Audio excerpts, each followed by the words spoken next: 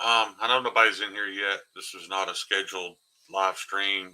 Wasn't planning on treating it like a normal live stream. I prefer to make videos this way. I'm much more comfortable speaking to you guys this way than I am trying to do just a tabletop. Uh, I, I don't know. I'm just way more comfortable doing it like this. As you can tell by the name, um, what I want to talk about today is I know a lot of people, uh, especially people that already know me, are going to think that I am using this opportunity to bash yet another Chinese knife. And that's not at all what this is about. Um, I started speaking out on this recently about, this whole Liong Mah field duty 3.5 situation and the fact that it took 16 months after friends of mine, people in the knife community, people all over the world paid paid this man half of the sale price of the knife 16 months ago and have since then been waiting and getting excuses on why they don't have their knife yet. I don't have any proof of this. I'm going to tell you why I don't think you had your knife yet. I'm going to tell you why I think it took 16 months to get your knife. I think that you guys paid the deposit on the pre-order back in October of 2021. I think Liong Mah put in the order to Riot to have the knives produced. And I think when it came time to pay the final installment to have Riot actually start producing the knife, he no longer had the money because he had spent your money. Um, that's what I think. And I think that's why he got pushed to the back of the line for production. And that's why you had to wait. Like I said, I have no proof of this. This is all allegedly. This is what I think happened. Um, and that's pretty shitty that, you know, people trusted him with their money and they gave him that money with an estimated time on receiving a product and he did not deliver. To make up for not delivering on it, he had some titanium dog tags made, and that was supposed to be payment for you guys having to wait as long as you did. Um, if that excites you and in your mind that made it okay, that's fine. Well, since then there have been several reviews gone up about the knife. Hey, I love knives. Hey, Greg Vanderlip, good to see you guys this morning. Um, there have been several reviews go up about it, and some of them I actually found a couple of positive reviews, and then I found some rather negative reviews. Uh, you know, and that's going to be the case with any knife, guys. If you guys know, my favorite knife brand is Spyderco, and if I blindly ordered 100 of them and sent 100 out, somebody's going to have a different opinion, and there's even a high likelihood that somebody may get one that's not as good a quality as the other 99. So that's why there are so many. Uh, that's why there are so many reviewers out there. Uh, you know, you guys have an opportunity to get an opinion from dozens of people about the about the exact same product. So my friend Mr. Jared Neve did his review, and I watched it. I did not in any way feel like Jared was disrespectful to Liong. Um, he just stated facts about based on his opinion of what he wanted and expected for a $400 knife, and he was disappointed. You know, he did mention that the problems that the knife had could be somewhat easily fixed. Um, anyway, it wasn't a headhunt. It wasn't a bashing by any means. And guys, I had already been on this bandwagon of trying to get people to open their eyes to what was happening. And I don't know if you guys have thought about this because I didn't think about it until later into the middle of this drama. I don't know exactly how many knives Liong Mah had produced, but I'm guessing it was right around 1,000. From what I've seen, people's numberings, this is number 37 of, 250 or whatever. When you guys think about that, um, let's use the round number of 1,000. Let's say there were 1,000 Liong Mah field duty 3.5s made. These knives sold anywhere from what, 370 to 420, something like that. Whether you want to believe this or not, that knife cost him the highest end one he had made somewhere very close to $120 type produced. That's what it costs to have a knife with high-end materials produced by Riot, $120. I know you don't want to believe that because that ruins your affirmation for the amount of money that you spend on those knives, but it is the truth. I don't harp on that because I don't care. If a man can produce a product for $20 and sell it for 2,000, and I think it's a quality product worth 2,000, I'll pay it. Morning, G-Ball. But so think about that, guys. At 1,000 knives, and I'm going to lowball the profit margin on that because, like I said, some of them were over $400. He made $250,000, somewhere around about $250,000. What did he do to make that $250,000? How many blades did he grind? None. Because I don't mean to disrespect any knife designer out there, but you have to keep in mind there are different levels to knife design. Jason Grant, for instance, I absolutely love Jason Grant's design, but Jason Grant drew a knife on a napkin. That's it. He didn't have to sit down and create a CAD file with all the specifications and all that stuff. Yet he is a knife designer. I don't know to what extent Liong Mah designs his knives. I don't know if he's actually producing the CAD files and all this stuff. I don't believe so. But anyway, what I'm getting at is what he did, the amount of work he had to put into making your $250,000. Guys, at the height of my employment, that was 5 years of hard labor, blood, sweat, and tears it took me to make that amount of money. Now, like I said, I don't care that a man makes that amount of money as long as he delivers a product and provides a service that is worth that. I don't believe that's what happened here. So anyway, Jared made his video, said Stevie made a video, Brandon Thrasher made a video, Metal Complex made a video. I'm only mentioning these guys because these are the videos that I watched. And in none of those videos did I feel like they disrespected the man. They just spoke their mind about how they felt about their interaction with Liong Mah during this particular purchase. All of them were fair. They're all opinions. You have to remember that, guys. When we make videos, all we're talking about is our opinion. Some of it is factual. If you watch Jared sit there and finger that blade on that thing, it doesn't take a very wise person to see that detent is weak. It's very weak. And from what I understand, that has always been the reason why people really enjoyed his knives, was because I've heard it multiple times. Perfect detents, perfect action. And that's what makes this thing worth it. That's why I'm going to pay $350 for a Chinese-made knife, because it's well made. The detent's perfect, and detent is what matters to some people. That's not what you guys got. I've already seen people defending Liong, saying, well, he didn't make the knife. That's not his fault. That's where the issue lies. He didn't make the knife. He's not a knife maker. You didn't buy a knife made by Liong Mah. You bought a knife drawn on a piece of paper, probably transferred to a piece of computer software where he designed a shape. And for that, he makes more money than probably anybody in this room right now. So, yeah. But the reason I'm making this video is because of the aftermath of this.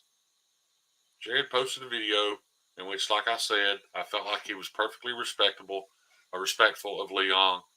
He just pointed out things that were very obvious about the knife. Liong, in turn, made an Instagram post that is no longer there. Can't find it. I know some people in our community um, don't participate in social media, so they didn't have Instagram to begin with. But even for those of you who do, who didn't get a chance to check it or see it in time, it's already gone. So I'm going to read to you what Mr. Liong Mah posted. Um, some people might think that's unethical, but he put that on the internet for the world to see.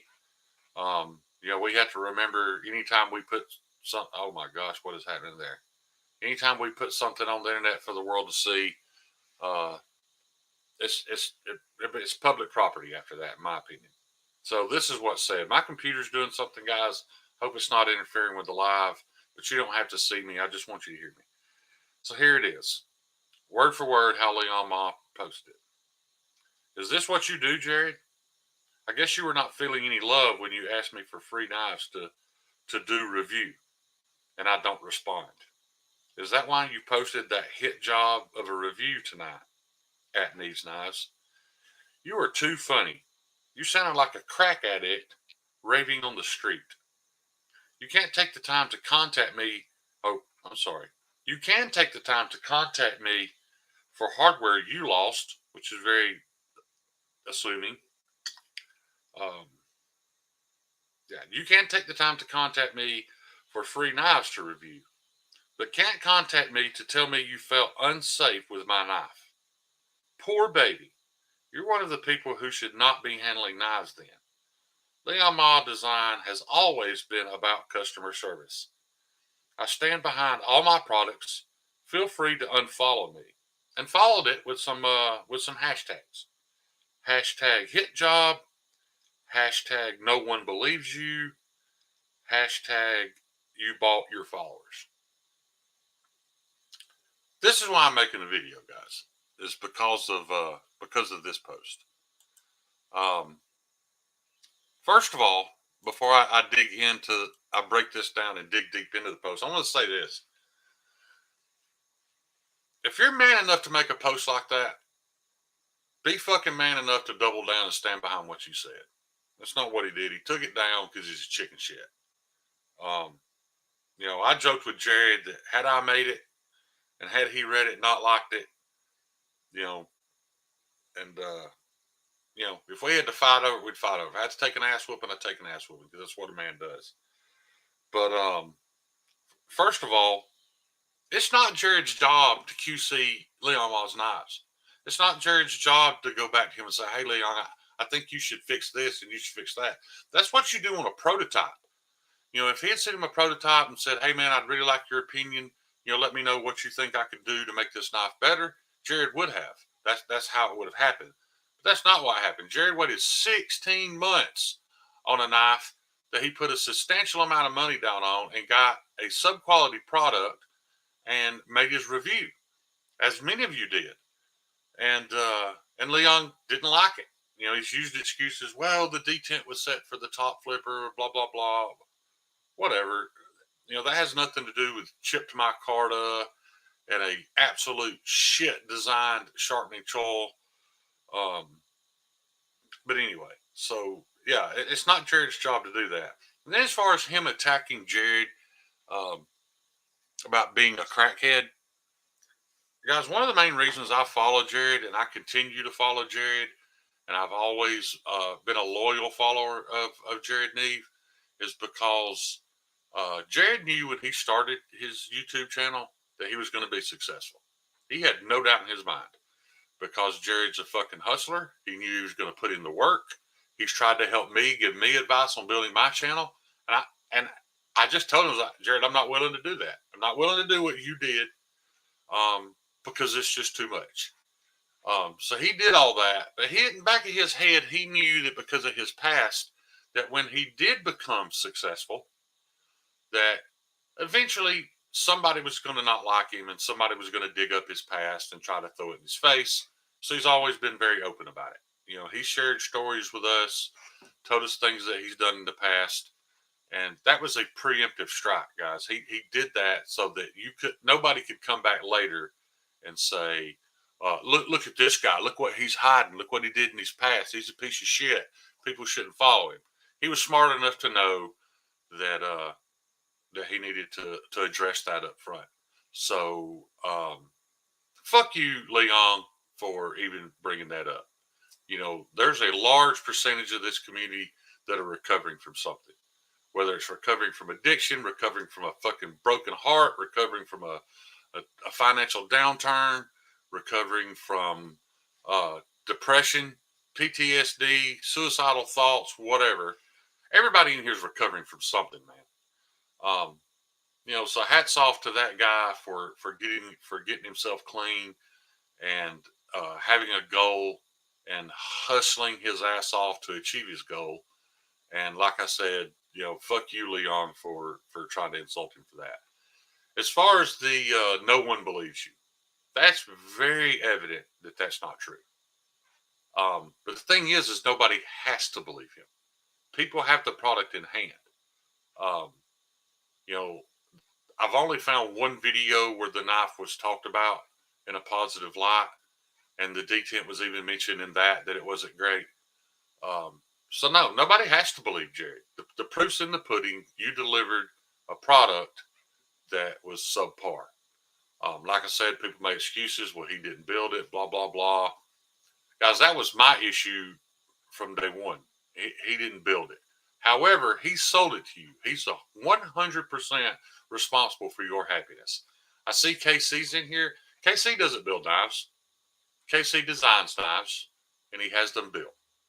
And as far as I know, from experiences people have had so far with people like KC and people like Lefty and people like Jason Grant that are designing knives, there's no doubt in my mind that had KC been in this exact same situation, or Lefty or Jason Grant or any of these guys, Joseph Vero, whoever, that they would have handled this completely differently. They would have went in debt. They would have lost money to make this right, and that's not what he's done so far. Now, am I saying he's not going to be willing to fix you guys' knives? I'm sure he is, but that's not what he did first. You know, his first reaction wasn't to say, "Hey guys, I understand that you're not happy with the product that I delivered. I'd be more than willing to make it right." Instead, what he did, as soon as he got some negative feedback, he decided to not only critique a man's review, but he decided to attack him personally. He decided to attack parts of his life that have absolutely nothing to do with that knife or with that review. But I do want to say this, guys. I am tickled to death to see the people that did catch the post and that made comments. Once again, all of them in a very respectful manner, not defending Jared. Because let me tell you guys that he don't need us to defend him. He certainly don't need me to defend him. Guys, I'll be lucky if I get a couple of hundred people to watch a couple of minutes of this video. You know, he don't need me to defend him. But it was heartwarming to see how many people in the community stood up and said, "Leon, this is wrong."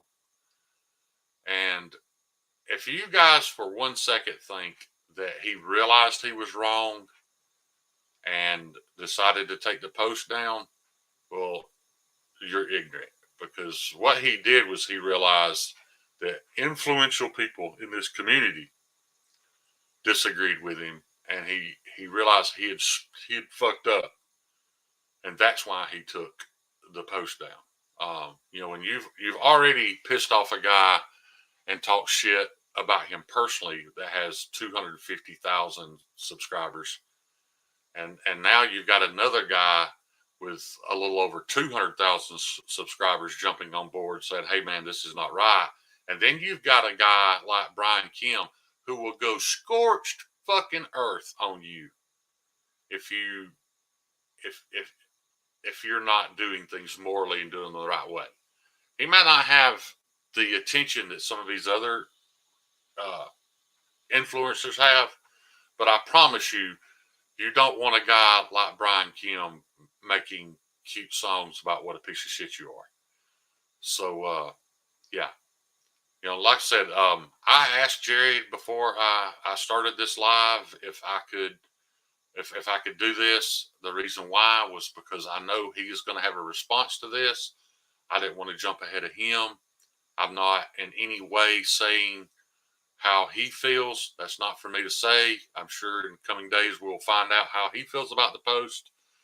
But yeah, I just wanted to get that out there that um, first of all, guys, be extremely careful with who you're doing pre-orders with. Some people will say pre-orders are a bad idea altogether.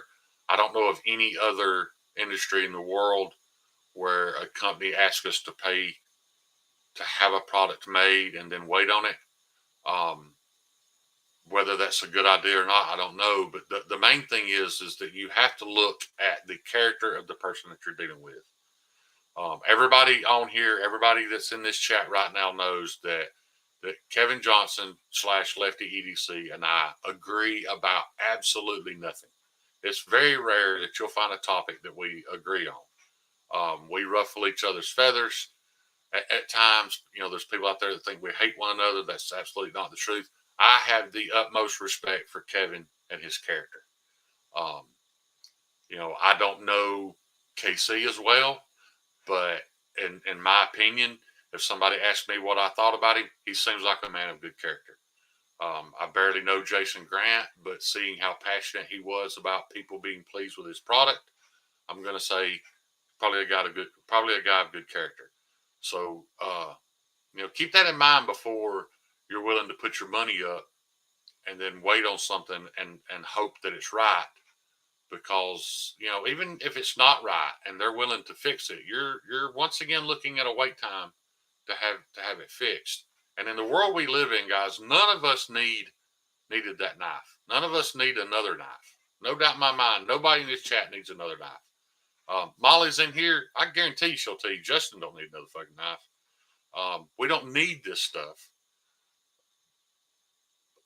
We buy it because of the dopamine rush we get from purchasing what's cool and what everybody's excited about. By the time you guys get your Field Duty 3.5, and by the time it's fixed and made into what you expected to get a year ago, nobody's going to care. The hype train's over. It's done. Nobody's going to care. So, he took that from you. The reason why this particular situation upsets me as much as it does is because I already knew he wasn't a man of character. We all got to be a small part and see the whole Fuller fanatic drama. And I understand why people chose to be hesitant to take Rocky's side. Rocky, well, in all honesty, a lot like Jared, Rocky is a grizzled street guy. He came from the street. He handled it very aggressively, not necessarily in a professional manner, and it made it very easy for people to look at each side of that argument. Well, you got this, what a lot of people are calling this thug talking shit, and then you got Leon talking professionally. I'm going to believe Leon. I never believed Leon. I just never believed it. I've heard this since then that it's very clear that that Rocky was not telling the truth because he just dropped it. He's gone quiet about it.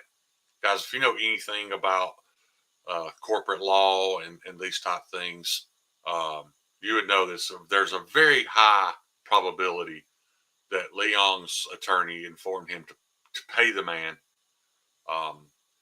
under the understanding that that Rocky shut up. I don't know what that's called, non-disclosure, whatever. My opinion, that's why all that went black. So we already had a hint. We already had clues that something wasn't right.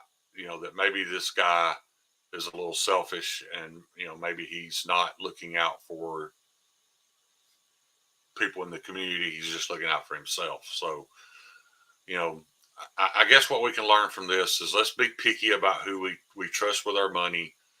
And, because there are people doing pre-orders that you can trust with your money.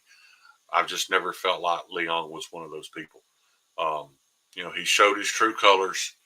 Um, in my Instagram post where I had posted my screenshot of his message, I said, "Don't you guys dare forget who this guy really is," because all too often um, we're quick to forgive and forget, and what that leads to is uh, it's just like a small child. It's a human being.